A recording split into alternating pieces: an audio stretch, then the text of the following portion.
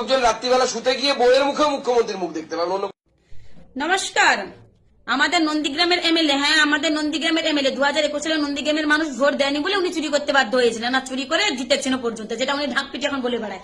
ইতিহাস সাক্ষী আছে শুভেন্দু অধিকারী চুরি করে জিতেছে, অথচ উনি সব জায়গায় বলা শুরু করে আমি মাননীয়কে হারিয়েছি। তাই ওদিকে আমি যাচ্ছি না। এখন দেখতে পাচ্ছি শুভেন্দু অধিকারী গত বেশ একটানা বেশ হকারির মতো কদিন একটা জিনিস মানে প্রচার করা শুরু করেছিল।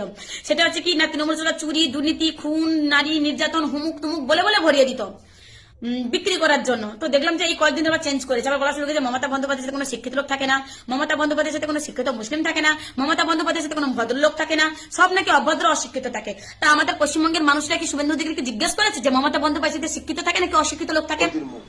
হ্যাঁ, আমরাও চাই যে মমতা বন্দ্যোপাধ্যায় অশিক্ষিত লোক থাকে, যারা রাত্রিবেলা শুতে গিয়ে বউর মুখে মমতা বন্দ্যোপাধ্যায়ের মুখ দেখতে পায়, তাদের মতো শিক্ষিত মানুষ তৃণমূল কংগ্রেসের প্রয়োজন নেই।